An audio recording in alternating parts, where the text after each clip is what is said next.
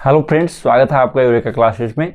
हमने last class में hybridoma technology की बात की थी और हाइब्रिडोमा टेक्नोलॉजी के अंदर हमने पढ़ा कि हाइब्रिडोमा सेल्स का फॉर्मेशन कैसे किया जाता है और हाइब्रिडोमा टेक्नोलॉजी क्या काम आती है, मोनोक्लोनल एंटीबॉडी क्या होती है, एपिटोप, पैराटोप, ये सब चीज़ें क्या होती है, इसका एक ओवरव्यू हमने लिया था। और हमने लास्ट क्लास में क्या किया था, हाइब्रिडोमा सेल्स का सिंथेसिस हमने कर लिया था। एक हमने ऐसी सेल बनाई जिसमें हमने क्या किया था कि बी सेल और कैंसर सेल,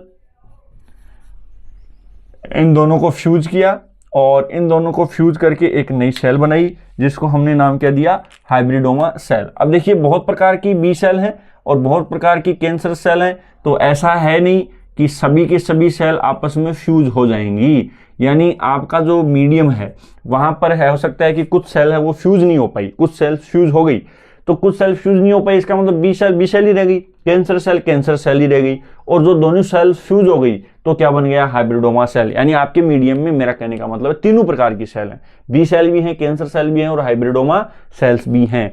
अब हम इसकी क्या कराएंगे, ग्रोथ कराएंगे, और ग्रोथ कराएंगे तो एक विशेष प्रकार का मीडियम होता है जिसको हम बोलते हैं हार्ट सेलेक्टेड कल्चर मीडिया। इसको अपन क्या नाम देते हैं, heart selected culture media, heart selected culture media.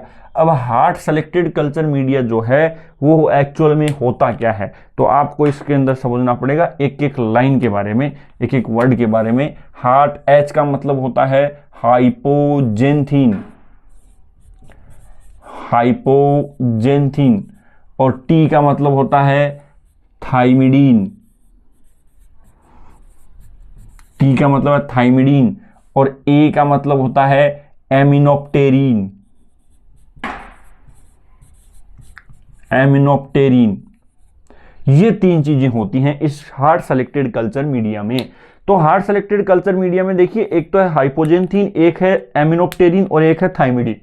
जो हाइपोजेंथीन और थाइमिडीन जो है वो साल्वेज पाथवे को प्रमोट करते हैं, यानी साल्वेज पाथवे का ये रॉ मटेरियल है। हमने बात की थी लास्ट क्लास में कि बी सेल के पास में साल्वेज पाथवे भी चलता है, डी नोवो पाथवे भी चलता है। कैंसर सेल्स के पास में ओनली डी नोवो पाथवे चलता है, साल्वेज पाथवे नहीं चलता है। यानी इस हार्ट सेलेक्टेड मीडिया में हम किस चीज को प्रमोट कर रहे हैं एक्चुअल में, क्योंकि हम हाइपोजेंथीन दे रहे हैं जो कि साल्वेज पाथवे का रॉ मटेरियल है, थाइमिडीन दे रहे हैं जो साल्वेज पाथवे का रॉ मटेरियल है, और एमिनोप्टेरिन दे रहे हैं, ये एक एंटीबायोटिक है। ध्यान रखना, एमिनोप्टेरिन जो है वो एक एंटीबायोटिक है, और ये एंटीबायोटिक किसको इनिबिट करती है, डी नोवो पाथवे को इनिबिट करती है। ये एंटीबायोटिक क्या काम करेगी, डी नोवो पाथवे को इनिबिट करेगी। और डी नोवो पाथवे को इनिबिट कैसे करेगी, हमने एक बात की थी कि टेट्रा हाइड्रोफोलेट रिडक्टेज एंजाइम होता है। डी नोवो पाथवे में एक इंपॉर्टेंट एंजाइम होता है, इसका नाम क्या होता है, टेट्रा हाइड्रोफोलेट रिडक्टेज।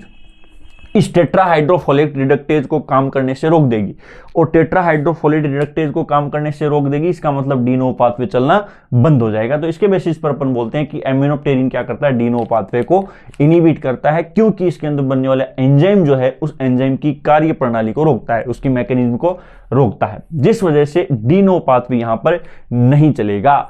तो जो हाइब्रिडोमा सेल है वो इमोर्टल तो है ही है, यहां पर इमोर्टल तो हो गई, जब आपने इसको फ्यूज किया तो इमोर्टल हो गई।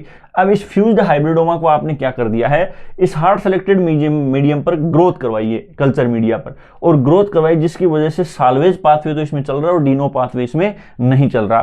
कैंसर सेल में ओनली कौन सा पाथवे चल रहा था, आपने देखा डी नोवो पाथवे, और डी नोवो पाथवे को आपने क्या कर दिया, रोक दिया। इसका मतलब कैंसर सेल्स का अनकंट्रोल्ड डिवीजन यहां पर रुक जाएगा, कैंसर सेल्स ग्रोथ नहीं कर पाएगी, और नहीं कर पाएगी इसका मतलब कैंसर सेल जो है या आपकी जो हाइब्रिडोमा सेल है वो कैंसर कोज ही नहीं कर पाएगी, और कैंसर कोज नहीं कर पाएगी तो जितनी आप हाइब्रिडोमा सेल बनाओगे वो उतनी की उतनी ही रहेगी, और उतनी की उतनी रहेगी। इसका मतलब क्या होगा कि ये आपको कैंसर नहीं करते हुए लाइफ टाइम एंटीबॉडी दे रही है, क्योंकि आपकी हाइब्रिडोमा क्या बन गई, इमोर्टल सेल बन गई। ये क्या बन गई है, इमोर्टल बन गई है, इमोर्टल बन गई है without cancerous property.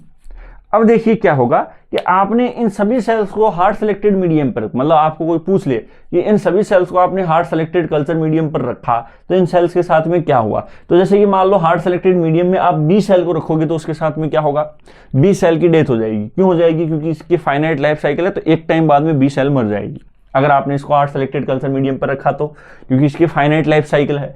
Cancer cells भी मर जाएगी, क्योंकि कैंसर सेल्स में ओनली कौन सा पाथवे चल रहा था, de novo pathway. De novo pathway को आपने रोक दिया, इसका मतलब कल्चर मीडिया में कैंसर सेल भी खत्म अपने आप। और बची कौन सी, हाइब्रिडोमा सेल, जो इमोर्टल भी है और क्या है, हाइपोजेंथिन और थायमिडिन। आप इसको ग्रोथ कराने के लिए इसका कल्चर मीडिया न्यूट्रिशन दे रहे हो, और देने की वजह से ये कंटिन्यूअसली क्या होती चली जाएगी, जितना आप चाहोगे उतना डिफरेंशिएट होती चली जाएगी। इसका मतलब कल्चर मीडिया में वैसे तो तीनों ही थी शुरुआत में तो, लेकिन लास्ट में ओनली हाइब्रिडोमा सेल बची। और ओनली हाइब्रिडोमा सेल बची, क्यों बची, क्योंकि यहाँ हार्ड सेलेक्टेड मीडियम को सिर्फ और सिर्फ हार्ड सेलेक्टेड मीडियम हाइब्रिडोमा को ही सपोर्ट कर रहा है, बाकी इन सेल्स को सपोर्ट नहीं कर रहा। इसकी वजह से आपके पास में ओनली हाइब्रिडोमा सेल बची है। अब इस हाइब्रिडोमा सेल को आप क्या कर रहे हो, सेपरेट करके इससे कंटिन्यूअसली लाइफ टाइम एंटीबॉडी का प्रोडक्शन करा रहे हो। देखिए इसका यूज क्या होता है, हाइब्रिडोमा सेल टेक्नोलॉजी का यूज क्या होता है। हाइब्रिडोमा टेक्नोलॉजी का पहला यूज अगर देखा जाए तो अभी इस पर काम चल रहा है, मतलब पूरी की पूरी इम्यूनोलॉजी पर ही हर चीज़ों पर काम चल रहा है कि किस प्रकार से वैक्सीन तैयार की जाए, किस प्रकार से एंटीबायोटिक्स तैयार की जाए, किस प्रकार से एंटीबॉडी तैयार की जाए, वो सारी चीज़ें देखी जा रही हैं। लेकिन इसका सबसे पहला उद्देश्य ये है कि कोई ऐसा जेनेटिक डिजीज है जो जनरेशन टू जनरेशन चल रहा है और बहुत बड़ी समस्या है, तो उस जेनेटिक डिजीज को ठीक किया जाए, किससे, हाइब्रिडोमा सेल से। फॉर एग्जाम्पल मैं आपको बोल रहा हूं, एक एग्जाम्पल लेता हूं डायबिटीज का। डायबिटीज क्या है, एक जेनेटिक डिजीज है, लेकिन उसकी एक एक्चुअल प्रॉब्लम क्या है। डायबिटीज में इंसुलिन हार्मोन का सिंथेसिस नहीं किया जा रहा, और इंसुलिन हार्मोन का सिंथेसिस नहीं होने की वजह से आप क्या कर रहे हो कि इंसुलिन को इंजेक्शन के थ्रू ले रहे हो, और इंजेक्शन के थ्रू लेकर के आप क्या कर रहे हो, अपना काम चला रहे हो। लेकिन मान लो कि आपके पास में एक ऐसी सेल डाल दी जाए जो कंटिन्यूअसली इंसुलिन का प्रोडक्शन करती रहे, और कंटिन्यूअसली इंसुलिन का प्रोडक्शन करती रहे, तो जेनेटिक डिजीज ठीक हो गई कि नहीं हो गई, आपको इंजेक्शन लेने से मुक्ति मिल गई। जेनेटिक डिजीज में उसमें क्या हो गया, डायबिटीज में इंजेक्शन लेने से मुक्ति मिल गई, क्योंकि कंटिन्यूअसली अब क्या होता रहेगा, इंसुलिन का सिंथेसिस होता रहेगा। इसका मतलब फायदा हुआ। उसी प्रकार से मान लो आप बहुत सारी बीमारियों से बचने के लिए क्या करते हो, वैक्सीनेशन कराते हो, वैक्सीन कराते हैं, या फिर हम इंजेक्शन से कोई वैक्सीन लेंगे, ओरल यानी कि मुंह से कोई वैक्सीन जैसे पोलियो वगैरह की ली जाती हैं। वो क्यों ली जाती हैं, ताकि हमारी बॉडी में उस डिजीज से रिलेटेड है, उस डिजीज के अगेंस्ट एंटीबॉडीज का प्रोडक्शन हो जाए। लेकिन मान लो अगर ये चीज पॉसिबल हो गई कि हाइब्रिडोमा सेल डाला और आपकी बॉडी में हाइब्रिडोमा सेल है, वो कंटिन्यूअसली उस डिजीज के अगेंस्ट ऑलरेडी एंटीबॉडीज कंटिन्यूअसली बना रही है और वो लाइफ टाइम में बनाती रहेगी। इसका मतलब क्या आपको वैक्सीनेशन की जरूरत पड़ेगी, बिल्कुल नहीं पड़ेगी। वैक्सीनेशन इनकी सब चीज़ों की ज़रूरत आपको नहीं पड़ेगी। और तो सबसे पहली चीज़ क्या है कि जो डिजीज़ है, कुछ जो बीमारियां हैं, सबसे पहले उनका समाधान किया जाए, और बीमारियों में भी जो जेनेटिक डिजीज हैं उनका समाधान कैसे भी करके किया जाए। तो जैसे आप जानते हो ना, इंसुलिन, एक आर्टिफिशियल इंसुलिन बनाया जिसको ह्यूमिलिन नाम देते हैं। ह्यूमिलिन इंसुलिन बनाया जा चुका है जिसका नाम क्या है, ह्यूमिलिन, यानी कि आर्टिफिशियल होने की वजह से उसको इंसुलिन में कन्वर्ट करके ह्यूमिलिन में बना दिया, यानी नाम उसको ह्यूमिलिन दे दिया।